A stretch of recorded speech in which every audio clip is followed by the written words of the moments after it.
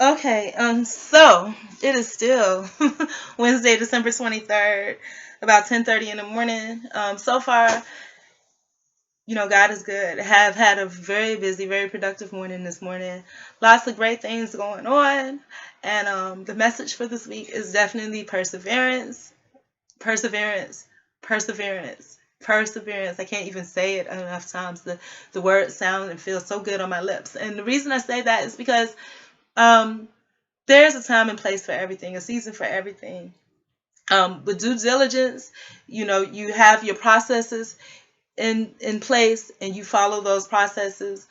Sometimes you're gonna get things that are unexpected because that's how life is. Life is very organic. It doesn't follow a static system, but you have yours in place. And when you have those things that are surprises, and I'm gonna tell you, any surprise is a good surprise. It may not be what you're looking for, but it's just another opportunity to grow and to develop. So, with that being said, just a lot of good things. But this vlog basically is going to be about wisdom. Received my check. As you know, my funds are limited. I also need to follow up and inquire on a couple of other financial things that are outstanding.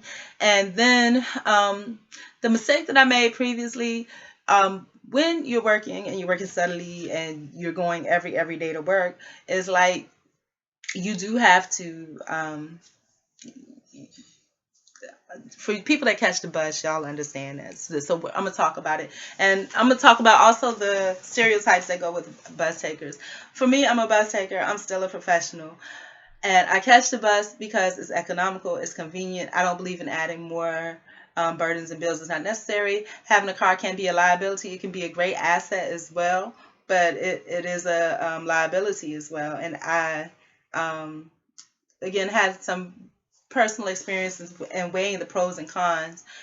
Definitely catching the bus is more economical, more environment friendly, and also it puts you in a situation where you have to prepare yourself a lot earlier than usual. So you're always on time, you're always early, and all of the it gives you a chance also to see the world outside of your little bubble because there are people, places, things, environments, and situations that are completely different than what you're accustomed to. And it's good to be exposed to that because that's the world that you're living in and the world that you're relating to. We can create a bubble and have everything just be happy, but it's not. And I like problems. I like addressing challenges. I love issues.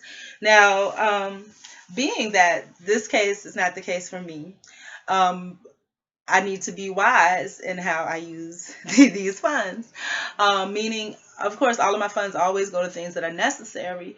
But in this situation, with transportation costs, I need to be wise. If I can walk, I will. And speaking of which, I'm going to follow up on yesterday. As y'all know, it was supposed to be a 40-mile journey to an interview. And I'm going to tell y'all how it worked. I left at 7 a.m. Um, and I had a specific track to go on. And I'm going to tell you, perseverance, most definitely. And things don't always, and life will show you this time and time again, because again, life is an organic process, an organic part of our being. That's what living is. Living is organic. It means ever changing, ever developing. And so through that process, I think it was like 5, 6 hours down the line. Some of the directions that were given were a little different than, somehow, some way. I think I got two roads mixed up. I got 434 mixed up with 443 or something like that. And I kept straight because the directions said kept straight is keep straight. And it was 443. But I think I was supposed to be on 434. So 5 hours later, I knew that I was in the right neck of the woods because things looked familiar, but I wasn't on destination as far as timing. And when I get a chance, I'm going to look it up and see. But this is when, again, you have to trust the system. And when I say the system, the higher system, God, the organic system. So because I wasn't expecting this, I didn't know what was going to happen. All I knew was that this is what I set out to do. Whatever became of it, whether it was positive, whether it was negative, whether I made it in one piece or not, this was my goal, and I was focused on my goal, and whatever it took for me to get to my goal, I was going to make it. Now, if God put people, places, and things in my path, again, because of my situation, what happened last time, it made me very leery. I'm going to tell you, I did not want to accept anything from anybody because it was just, I had that situation happen before, you know, And with that, it's like it bit me. So I'm gonna tell y'all, and when I get a chance, I'm gonna get all that together when I get a chance and share it with you because I think it's important for people to see this. So so I walked all this time and it was really good. And actually, I thought it was absolutely gorgeous. The first journey of the walk, it was kind of boring because I was like, okay, I've seen all this before. I've walked this a lot of times. Then it got to the point where I got into new territory, and then it got kind of interesting. And I was like, okay, this is nice. Places I didn't see before. And that's the beauty of walking. It's almost like a hike. So it was nice. And you see the difference in things that are static as well as organic. Let me tell you, went down this one road and there were a bunch of churches. And as y'all know, I don't really, the church, the business entity, I'm not really into that. I might stop in out of curiosity to kind of hear, kind of see, kind of observe, and that's about it. But I walked past just a big difference. There was one church, facing the front, regular church, just a big old building with church times and nothing going on. Turned the corner, there was another one with a sign. Now, I need to look this up. And it was so ironic to me because, as y'all know, the day before, I walked 10 miles in preparation. And also out of necessity. And it was in preparation because I needed to see if I could get the funds up to go to this interview. But let me tell y'all, see if I can find the verse. It was a verse from the Bible that was listed on the front of the church on a big sign. And it was a verse from Romans. And it said something about beautiful feet and peace or something. And I'm going to look it up now so I can share it with you guys. And I'm going to tell you why it was so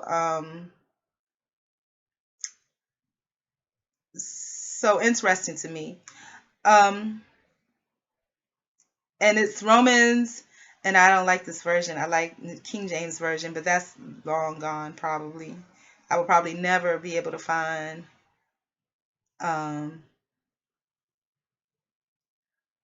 especially the old King James, feud and peace.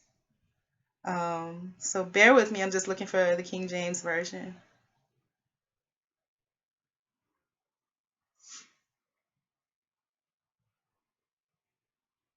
Okay. All right, here it is. It's Romans 10:15, and it says, "And how shall they preach except they be sent?" And this is not what was on the sign. I'll tell you when I get to the part of what was on the sign. It says, "And how shall they preach except they be sent? As it is written, how beautiful are the feet of them that preach the gospel of peace and bring glad tidings of good things." Now, I want to share this with you, and the reason this is so meaningful to me is, like I said, the day before that, all this preparation, just trying to get up the funds to go to this freaking interview. So the day before that, walked 10 miles, and I'm going to tell y'all, it was nothing. Like I said, I always enjoy wherever I do in my life. And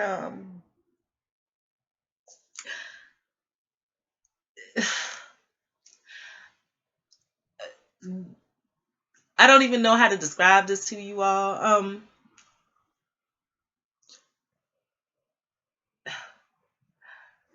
But anyhow, so I was trying. It didn't work out. On my way back, I came across, it was dangerous. It was dark by the time I got back, and there was some guy like on that dark street that I had a dream about. But this guy looked like he was a foreign guy because he's kind of creepy, and he was like following me, and I was walking as fast as I could to get away from him. But so the reason it was so poignant to me is because my feet were aching when I got back. Not really aching, but like I said, I have very fat feet and flat feet, and my toes are like, and I would show a picture of it, but it would take too much for me to try to adjust and let y'all see everything. But I have fat feet. They're cute feet, but they're fat. They're like Fred Flintstone feet or Cabbage Patch Kid feet. That's exactly what they call Cabbage Patch Kid feet. And when I was little, they used to call me Cabbage Patch. But yeah, so my feet were hurting, whatever. And I was just like, okay, good. Well, I know, my limit in the past has been 14 miles. This is 20 miles to and 20 miles back. So I was like, but I can do it, because I would never want to be in that situation again. That happened previously. I never, ever, ever want to go through that again. But, as I went through the process of walking yesterday, it's like God sent me a message that perhaps it will happen again because I am too nice. Some lady came up to me out of the blue, started talking, and I could tell. I don't judge by appearance. I could tell, certain things, but I always go by the spirit first, and I allowed her to. And what that does is that builds a comfort level for them to say or do whatever it is they want. But I'm gonna tell you, yeah. So when I got to that turn, I saw the one church on the one side with that verse advertised on a sign outside, and it says, "And how shall they preach, except they be sent? As it is written, how beautiful are the feet of them that preach the gospel of peace and bring glad tidings of good things." And that was amazing to me because, my message yesterday and actually for this whole week and probably for the rest of this year is perseverance. And the thing about it is that I was thinking about how busted my feet were going to look when I finished this walk because they were already swollen, you know what I'm saying? And then it was almost like a little reassurance that, your feet are beautiful. You know what I'm saying? Because you are doing things that are peaceful, you are going about things the right way. And it was so amazing that you could walk past this church that may not have any people in it, may not have anything going on in the middle of the day and the week. And here's this message is broadcast loud and clear for you to see, and it affects you in a positive way. But you look across the street, there's another church, there's no message. There's just a building that says it's a church. That's it. So again, how we advertise ourselves when we are present and when we're not present. So I continued on this walk, and again, sometimes the directions and what's on the thing are completely different. So I continued on this walk, and as I continued on, blind curves where somebody could speed around the corner and basically just take me out in no time flat, but grace of God crossing the street and things like that. And according to directions, it was only a half a mile walk and I should be there. But I felt like I walked at least a mile, and the name of the street had even changed, and that's why I got concerned. So I ended up stopping when I got to this one intersection, and there was a dry cleaner's there, and I went in, and there was just the most beautiful 20-something blonde girl with blue eyes, and she was wrapping packages for Christmas. And of course, she probably wasn't accustomed to someone coming in, especially a brown person. So I walked in, and I was like, "Hi, do you know where such and such street is?" And I was like, "I think I may have passed it. I've been walking for a while, blah, blah, blah." And she was just like, "Oh." And I was like, "Oh, you do know where it is." And she was like, "No." But she went to get her phone, and she showed me, So just kindness from strangers. She didn't have to. She could have made me feel like a leper for walking in with my nose beaded with sweat, you know what I'm saying, and my crazy curly hair. But no, she looked it up, and she didn't make it. She quickly went to look it up, showed me, "We are here. Oh, it's not that far." Then she was like, "Oh no, it's a 14-minute walk," And this is just, it was so funny that she said that to me, because I'm like, she doesn't realize she's lamenting over 14 minutes. This is going to be a 6-hour walk. You know what I'm saying? It's going to be 6 hours. But I didn't want to get into all of that. I had a deadline. I had needed to be there by 3 o'clock. So she showed me where it was, and she told me. And as I'm walking down, I'm like looking like, "Oh my gosh, this street is gonna dead end." Then I'm walking past this shop with, a bunch of. In this neighborhood, you could tell was more of a, you know, Caucasian neighborhood. Not that means that people are racist. It just means that they're used to seeing their own kind. It doesn't mean they're racist. It doesn't mean they're going to try to. It just means they're used to seeing their own kind. Just like if you live in a predominantly black neighborhood and somebody of another completely different race walks in, they're going to be noticeable because they're different, and it doesn't mean anything's going to happen to them. It's just noticeable because they're different. That's all. So I felt that. I kept walking because if I stopped, I knew that as a female, it was a shop for men. They were going to be really nice just because they felt like they should be nice because it's a female, but I didn't want to do that. I wanted to be as independent as possible. I kept walking, and as I was walking, I was like, "Dear God, please don't let this be a dead end because my feet already hurt." So, I walk, and as I'm walking, I'm starting to relax because the scenery is just gorgeous. On one side, there's a white alabaster wall. There's probably like a junk scrap thing on the other side of it, but what I'm seeing is an alabaster wall and all of this open space. On the right side, there's lush greenery. It almost looks like the scenery on The Great Debaters from back in the day, the Denzel movie. It was absolutely beautiful. I'm going to continue this in a part 2.